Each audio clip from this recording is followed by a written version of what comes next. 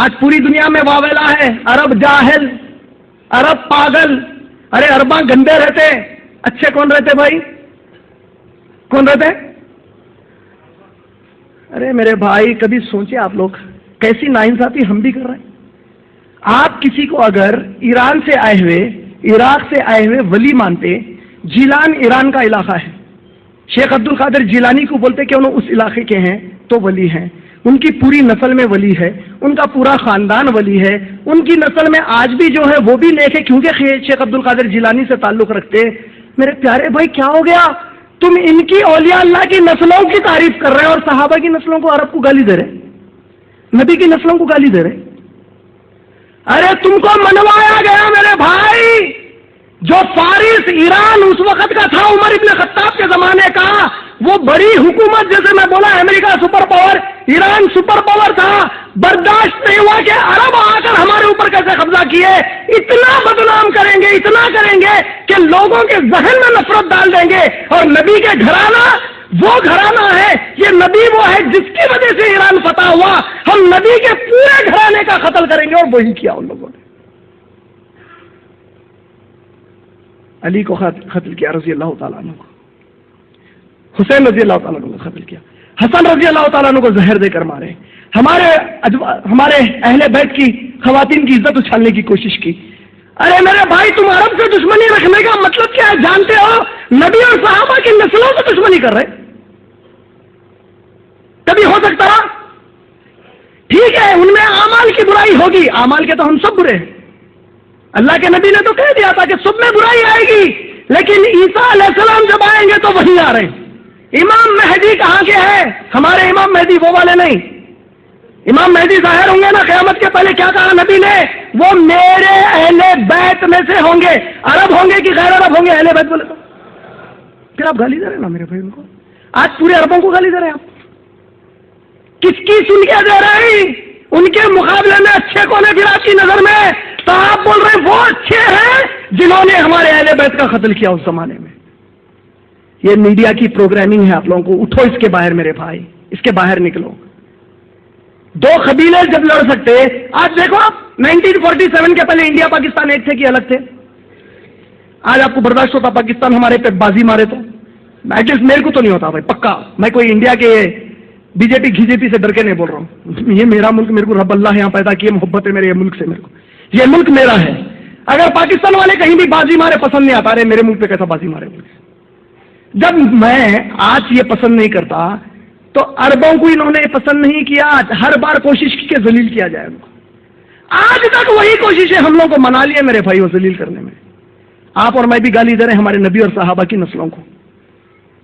اللہ کے نبی صلی اللہ علیہ وسلم کی حدیث صحیح البخاری جلد نمبر 3 والیوم نمبر 3 میں اللہ کے نبی کہتے ہیں جب فتنوں کا دور آ جائے گا میرا لایا ہوا سچا علم میرے شہر مدینے میں سمیٹ دیا جائے گا.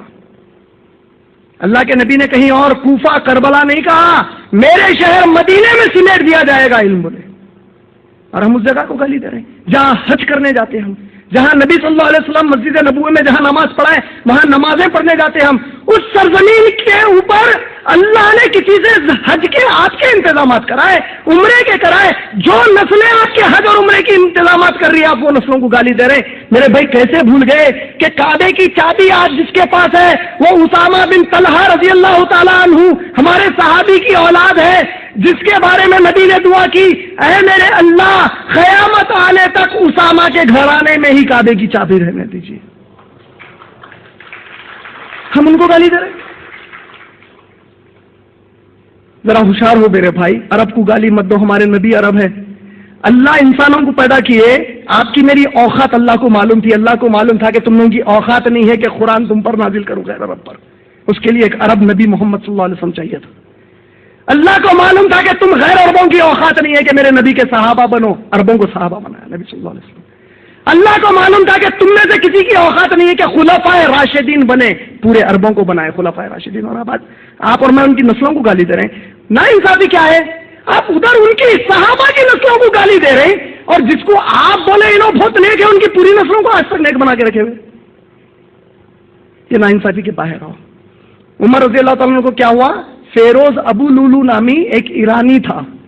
یہ کمبخت آپ کے قتل کا ارادہ کر کے مدینے آیا.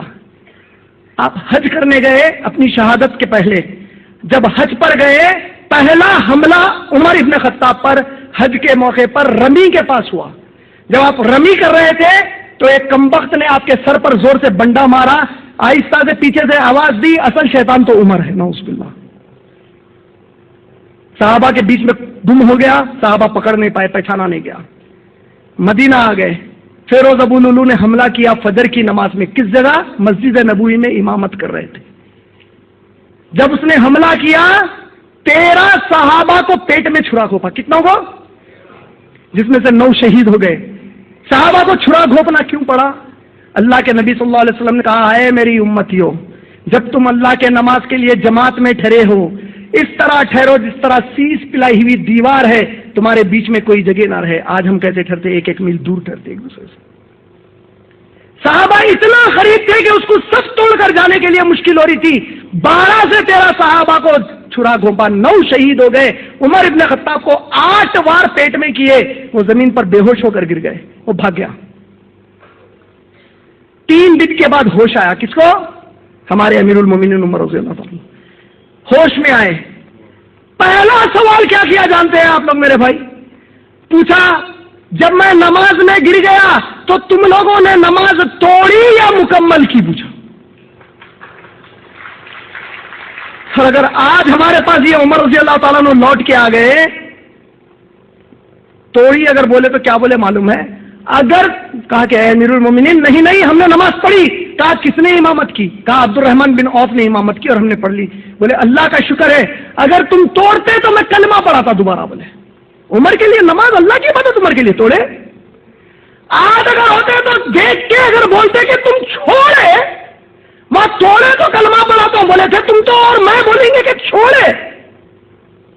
اللہ اکبر. صحابہ کو تصور نہیں ہے کہ کوئی مسلمان نماز بھی چھوڑ سکتا.